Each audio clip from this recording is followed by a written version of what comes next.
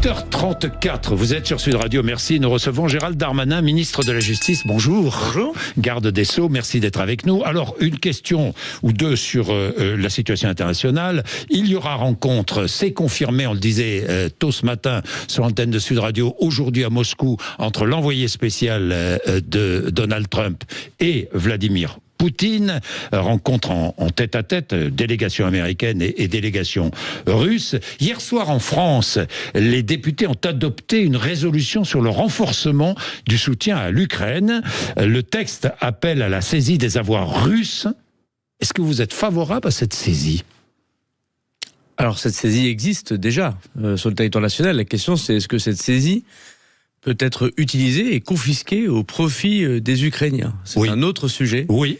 Alors il y a une difficulté avec le droit international, c'est pas ma partie, mais si j'ai bien compris, il y avait une difficulté avec le droit international de pouvoir utiliser ces avoirs pour le donner aux Ukrainiens.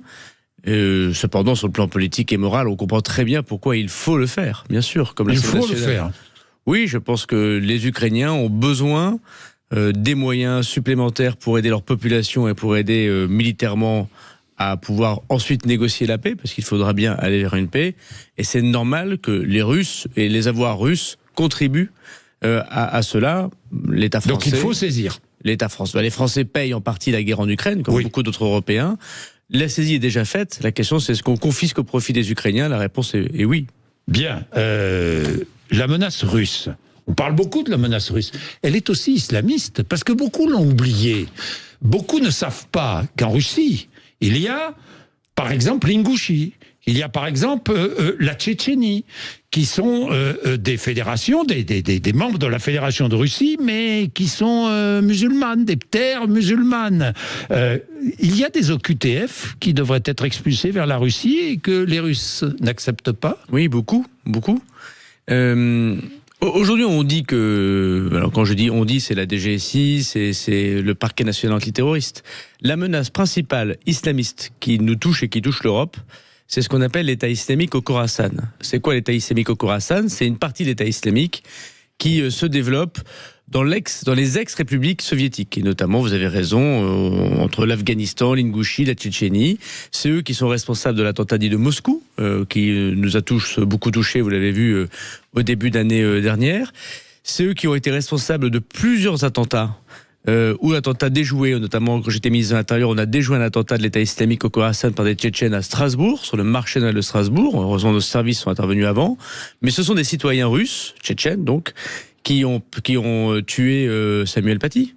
C'est un citoyen ingouche, donc russe, qui a tué Dominique Bernard. Donc la menace de l'État islamique, la menace islamiste, elle est aujourd'hui la plus dangereuse, même s'il peut y en avoir d'autres évidemment, vient de ces communautés de citoyens russes. Alors pendant longtemps, on n'a pas expulsé les citoyens russes en Russie, parce qu'on se refusait de le faire, parce que les islamistes sont aussi des opposants politiques, parfois à Vladimir Poutine, c'est le cas des Tchétchènes, chacun le sait. Et moi, ça dépend lesquels, Tchétchènes. Ça dépend lesquels. Oui. En tout cas, les islamistes radicaux qui sont venus chez nous et qui ont demandé l'asile, c'est souvent le cas. Et moi, je remercie le président de la République parce que lorsque je suis devenu ministre de l'Intérieur, j'avais vu cette menace et j'avais demandé au président de la République l'autorisation de pouvoir les expulser quand même en Russie. Il avait donné cette autorisation et je suis allé en Russie, d'ailleurs avec le DGSI à l'époque, avec Laurent Nunez qui était le patron du renseignement français, et nous avions négocié le retour de ces personnes. Et aujourd'hui, les Russes ne reprennent plus ces personnes. Et comme l'Algérie, comme d'autres pays, ne veulent pas reprendre leurs nationaux alors qu'ils sont dangereux et parfois condamnés pour terrorisme chez nous. Et donc oui, c'est aussi une menace qui n'est pas forcément télécommandée, mais qui existe. Et la Russie doit reprendre ses ressortissants. Oui, vous parliez de l'Algérie. L'Algérie ne respecte pas le droit international. C'est ce que dit le gouvernement. Alors, pourquoi ne pas déposer plainte auprès de la Cour internationale de justice ? Bon, d'abord, il faut que tout le monde soit adhérent à la Cour pénale internationale. Mais indépendamment de ça, nous devons parler avec l'Algérie, comme nous devons d'ailleurs parler avec la Russie. La diplomatie, ça consiste à parler avec des gens avec lesquels on n'est pas d'accord. Bon. L'Algérie, c'est un immense pays. C'est le plus grand pays d'Afrique. Indépendamment des liens d'histoire que nous avons avec l'Algérie, l'Algérie a aussi des frontières qui sont les frontières qui protègent notre pays. C'est le cas de la frontière avec le Sahel, c'est le cas des frontières avec la Libye. On ne peut pas ne pas parler avec l'Algérie. D'ailleurs, nous parlons parce que nous avons encore un ambassadeur en Algérie. En même temps, nous devons être extrêmement fermes et nous faire respecter le droit, évidemment, et donc ils doivent reprendre leurs ressortissants. Aujourd'hui, ils reprennent en tout cas, moi, quand j'étais ministre de l'Intérieur, ils reprenaient 40% des personnes dangereuses que nous leur signalons. Alors vous me direz, pourquoi ils ne reprennent pas 100%, c'est ce qu'on disait tous les jours, mais c'était un des pays qui reprenait malgré tout plus que le Maroc et la Tunisie. Bon.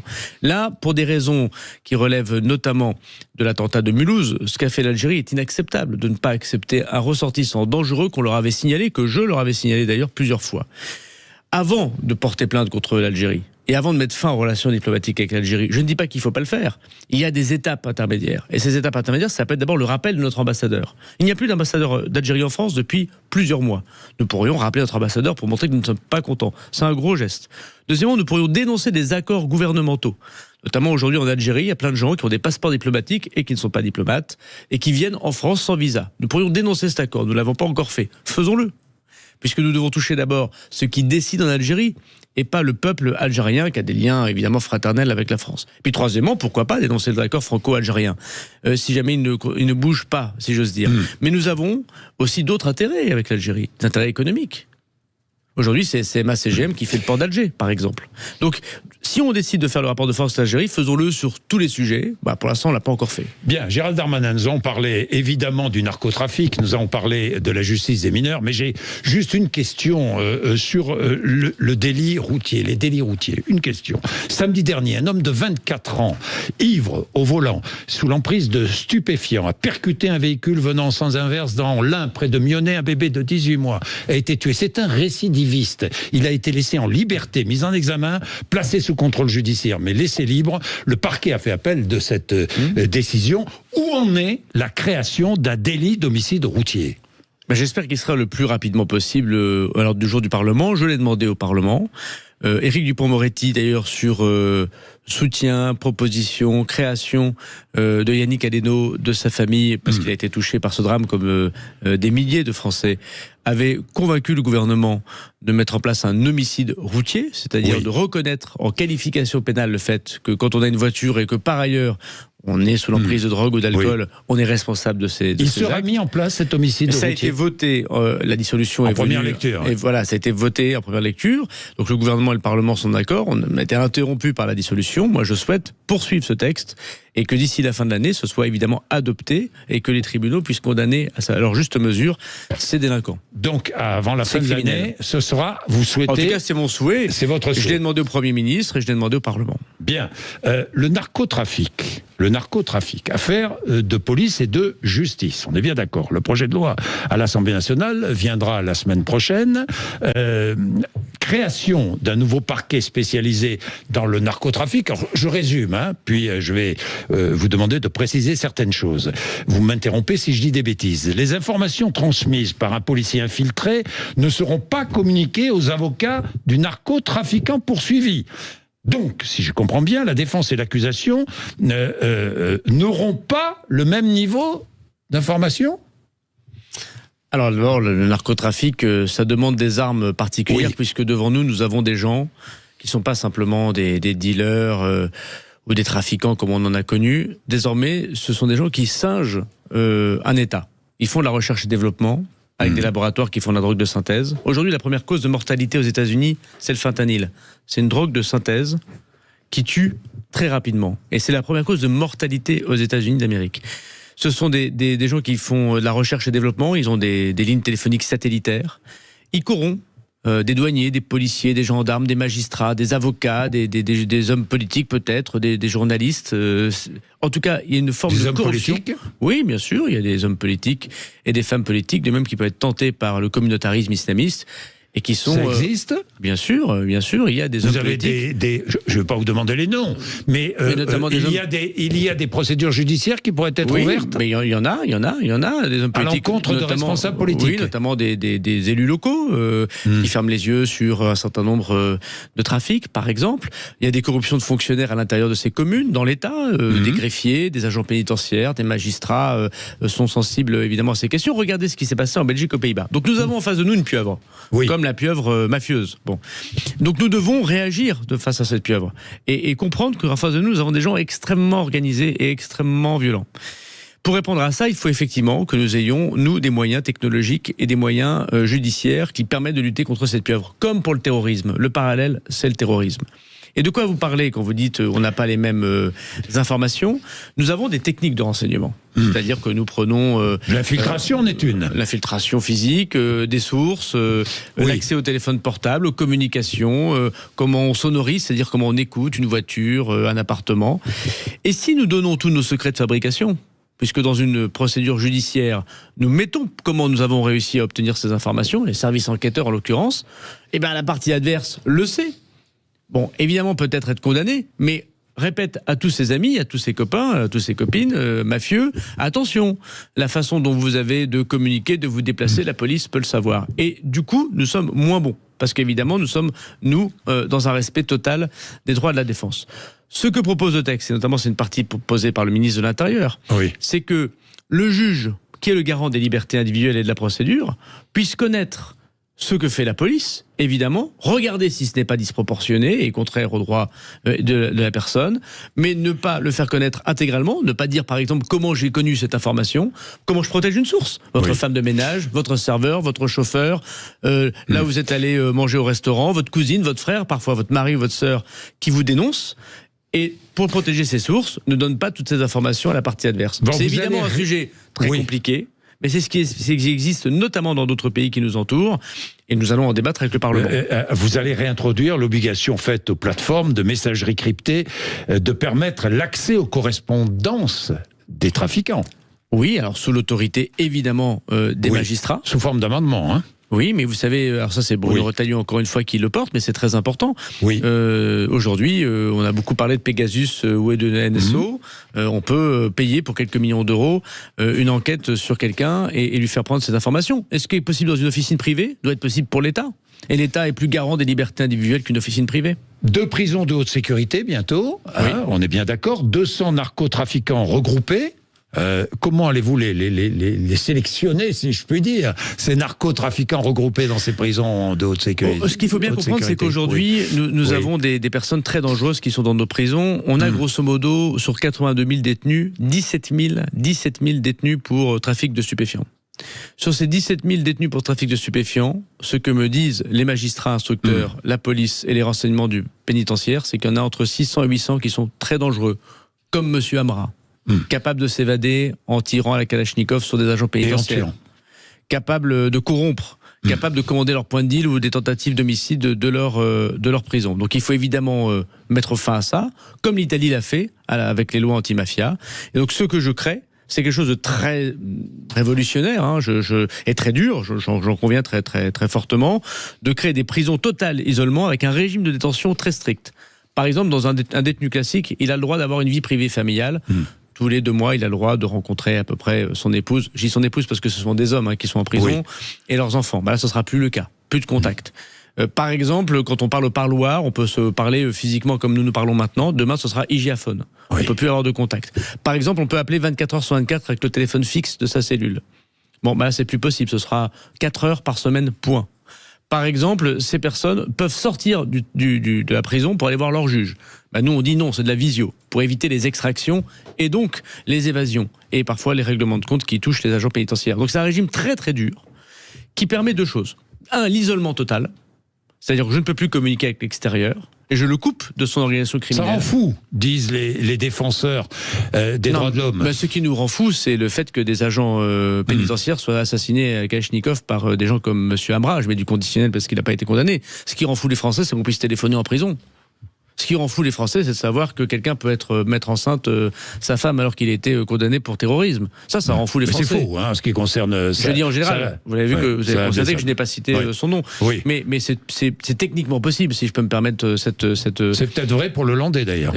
En tout cas, je veux dire, ce qui rend fou les gens, et je suis un Français comme les autres, en arrivant au ministère de la Justice depuis 2 mois, je découvre des choses qui ne relèvent pas du bon sens. Voilà. Alors vous savez, il y a des gens qui sont en prison et qui peut-être pourraient continuer à avoir cette vie parce que leurs délits, des délinquances financières, des délits routiers, des violences physiques, ils doivent aller en prison, bien sûr. Mais c'est pas très grave s'ils ont un lien avec l'extérieur. Et puis il y a des gens, c'est très dangereux qu'ils aient un lien avec l'extérieur. C'est le cas des narcobandits et c'est le cas du terrorisme. En tout cas, ces prisons de haute sécurité, je suis certain que c'est un débat très fort dans la société, mais c'est l'isolement de ces personnes. Et puis deuxièmement, on fait un statut de repenti. Oui. À l'italienne, c'est très important ce que nous faisons dans la loi. C'est-à-dire que comme on sait que dans le crime organisé, les gens ne parlent pas, et qu'ils ont moins peur de la prison que de l'assassinat de la personne qui va les tuer parce qu'ils les ont dénoncés, comme les Italiens, nous créons enfin un statut de repenti. Et c'est quoi qu'on va échanger? Si quelqu'un vient nous dire, voilà, moi je sais qui a tué Robert et Marcel, et moi-même j'ai participé à ce meurtre, mais je vais vous donner toute l'organisation. Il va pas parler pour rien, ce monsieur. Et ben on lui dit, bah écoutez, si vous parlez, vous n'irez pas dans ce régime de détention. C'est comme les Italiens. Les Italiens, ils ont fait ça. Et il y a 1000 personnes, plus de 1000 personnes depuis 5 ans qui ont parlé en Italie et ont mis fin à une grande partie de la mafia. Il faut nous réveiller en France. Et moi, je suis là pour appliquer ce réveil. Combien de nouvelles places de prison ouvertes avant la fin du quinquennat? Aujourd'hui, on a construit depuis 2017 à peu près 6000 places de prison. Sur les 15 000. Et moi, je compte bien mener le plan 15 000 places supplémentaires jusqu'au bout, en refaisant les choses... C'est-à-dire en faisant... Jusqu'au bout sans doute... Non, parce que dans ce domaine, les promesses sont rarement tenues. Mais parce que vous savez Gérald Darmanin. Mais vous savez pourquoi? Parce qu'il y a trois grandes raisons. La première raison, c'était une raison structurelle. Il y a eu le Covid et pendant 2 ans, tout s'est arrêté. On peut le comprendre. La deuxième raison, c'est que personne ne veut une prison près de chez soi. Moi, j'ai écrit à tous les maires du Rassemblement national. Tous. Pour dire, est-ce que vous prenez un centre de rétention administratif où on met des étrangers délinquants? Est-ce que vous voulez des places de prison? On en construit. Il n'y a pas une réponse. Aucun maire du Rassemblement national. Aucun maire du Rassemblement national ne vous a répondu, j'accepte de prendre une prison sur mon territoire. Je l'ai même redit en commission des lois la semaine dernière. Et c'est normal, parce que quand on est maire, on n'a pas envie de dire à ses concitoyens, une prison s'installe près de chez vous. Donc d'abord, il y a beaucoup de croyants et il y a peu de pratiquants. C'est le problème du ministre de la Justice. Tout le monde veut des prisons, mais pas chez soi. Et troisièmement, nous mettons au ministère de la Justice 7 ans à faire une prison. On est chez les dingues. 7 ans. Donc on va évidemment, moi je suis en train de revoir tout ça. Et notamment mon idée, c'est de faire des prisons de haute sécurité, vous l'avez compris. Elles seront prêtes dès le 31 juillet. C'est-à-dire dans 3 mois. Vous comprenez que j'ai fait très vite sur ce point. Pour les plus dangereux. Et de créer des maisons de détention plus humaines, on va dire. Pour des gens qui doivent y aller. Pour les auteurs de violences conjugales. Ou pour des délits routiers. Si je dis à des maires, écoutez, je ne vais pas vous mettre une prison avec des barbelés, des miradors, mais un lieu où on va mettre des gens qui sont condamnés pour violence conjugale, c'est une partie de votre population, chez vous, je pense qu'ils l'accepteront davantage. Vous savez, dans la surpopulation carcérale, c'est-à-dire les gens qui sont trop nombreux en prison, il y en a 4000 qui sont sur des matelas par terre, et c'est aussi un scandale pour la République évidemment, on est passé de 8% de détenus pour violence conjugale à 17% de détenus pour violence conjugale. On n'a plus que doublé le nombre d'hommes. Et combien de détenus d'origine étrangère? 25%. Enfin, pas d'origine, pardon, pas d'origine, étranger. 25% d'étrangers étrangers. Combien d'origine étrangère, on sait? Non, on n'a pas ces statistiques-là. On n'a pas ces statistiques. Mais on a 25% d'étrangers dans les prisons. On a aussi, faut le dire, 45% de gens dans les prisons qui sont sous le seuil de pauvreté et un gros tiers qui sont illettrés. Mais dans les 25% d'étrangers, il y a à peu près un gros tiers de ces 25% que sont des étrangers européens, dans des Italiens, des Espagnols, des Roumains, des Belges, et 2 tiers qui sont pas européens. Et donc ce que je vais faire très bientôt, dans les jours qui viennent, ça n'existe pas au ministère de la Justice, c'est un travail pour évidemment expulser ces personnes et qu'ils puissent faire leur peine dans leur pays d'origine.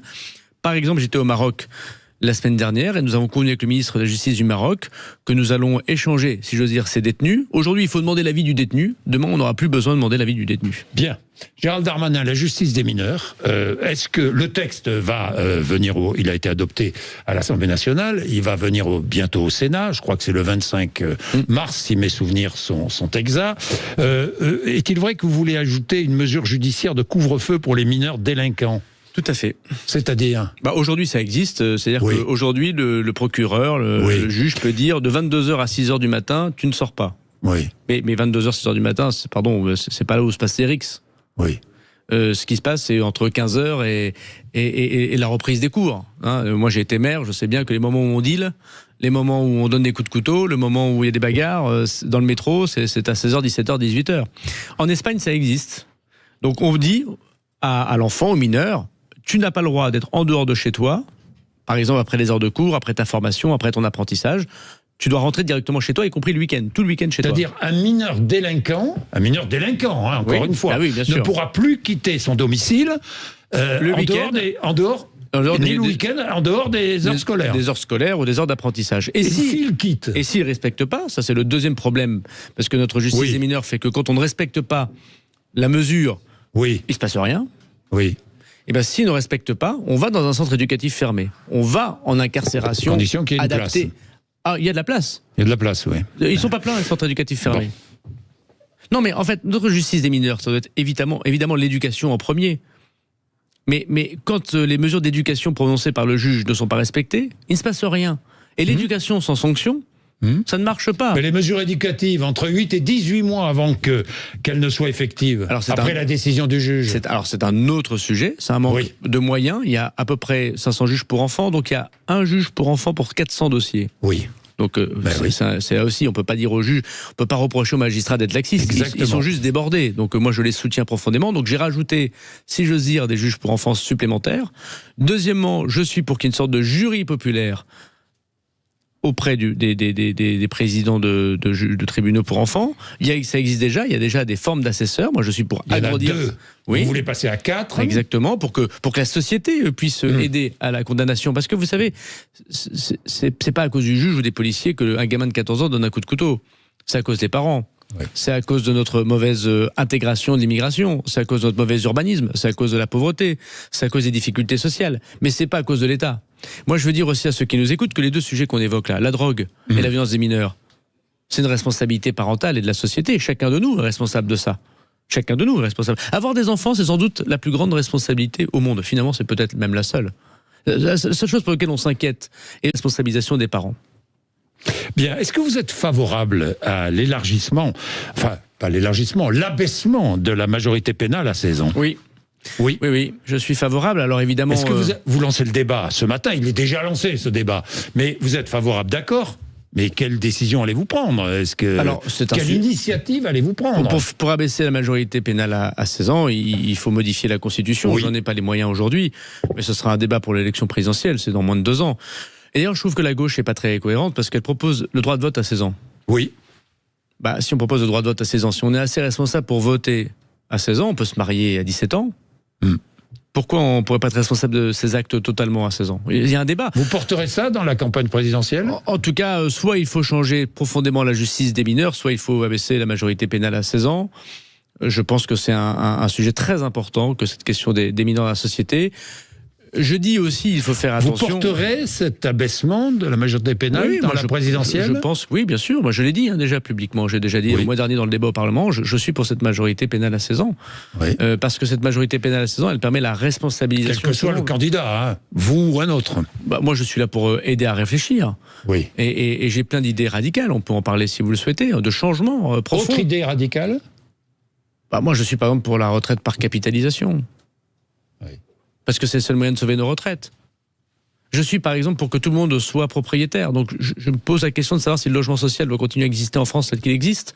Quand on dépense des dizaines de milliards d'euros pour le logement social et qu'on a autant de difficultés, moi je suis gêné comme maire de voir que des gens qui pendant 45 ans, 50 ans sont dans le logement social, à la fin de leur vie ils n'ont rien alors qu'on doit les envoyer en EHPAD. Donc vous voulez supprimer les logements sociaux ? Non, je souhaiterais que tout le monde soit propriétaire. Plutôt que pendant 40 ans, 50 ans payer un loyer où à la fin on n'est pas propriétaire, peut-être que l'État pourrait mettre cet argent auprès de la Caisse des dépôts pour qu'on fasse des prêts à taux zéro. Et si quelqu'un qui touche 900 € par mois, au bout de 50 ans peut-être, est propriétaire, il est fier. Quand on est propriétaire, on change de comportement, on est un citoyen différent.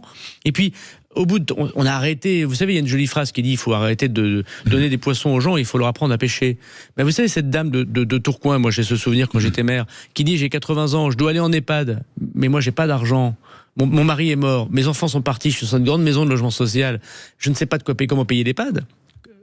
On s'est dit pendant 50 ans, cette dame, elle aurait pu payer un remboursement de prêt à taux zéro, ça aurait été le même montant, elle était propriétaire à la fin. Elle vendait sa maison peut-être 40 000 ou 50 000 €, mais c'était déjà ça. Et puis, vous prenez les gens au sérieux. Donc dire, remettons en cause notre système qui manifestement a fonctionné hier, mais ne fonctionne plus aujourd'hui, je pense que c'est ce qu'attendent les Français. En tout cas, on est là pour... Autre mesure catégorique, vous en avez une autre là, en magasin ? Parce que dans votre portefeuille, Gérald, je suis pour que tout le monde soit actionnaire. Ouais. Aujourd'hui, pour augmenter les salaires, pour augmenter le pouvoir d'achat, il ne faut pas augmenter les salaires, les patrons le peuvent plus. Ouais. Mais il me paraît normal qu'un ouvrier, un salarié soit obligatoirement actionnaire, qu'il ait des actions, récompenser le capital. Et du coup, l'État ne prend plus rien. Aujourd'hui, ils prennent ce qu'on appelle un forfait social, c'est des cotisations et de l'impôt sur le revenu. Plus rien. On oblige tous les patrons à ouvrir le capital de leur boîte. En échange, l'État ne prend plus rien. Gérald Darmanin, j'ai une dernière question. Est-ce que les crimes sexuels sur mineurs doivent devenir imprescriptibles ? Moi, je suis favorable à l'imprescriptibilité civile. Oui. La demande de réparation. Et j'ai soutenu d'ailleurs Aurore Berger qui portait ce texte à l'Assemblée. D'ailleurs, ça n'a pas été voté, ça revient au Sénat. L'imprescriptibilité, de manière générale, et bien sûr les crimes sur les mineurs sont les plus horribles, et pénal est plus complexe, vous le savez bien, parce que c'est parfois une fausse aide pour les victimes. Parce que 50 ans après, savoir si l'accusation est vraie et que la personne qui a vraiment fait ça puisse être condamnée, c'est pas impossible, mais c'est très très très très difficile. Alors, demain ou après-demain, ce sera peut-être moins vrai, parce que grâce aux moyens technologiques, nous pourrons retourner dans le passé. C'est pas le cas d'il y a 50 ans. Donc, je suis pour un premier pas qui est l'imprescriptibilité civile. Que quelqu'un qui aujourd'hui dit, ben voilà, il y a 30 ou 40 ans, j'ai connu ce drame, et ben on puisse demander réparation et reconnaître son statut de victime.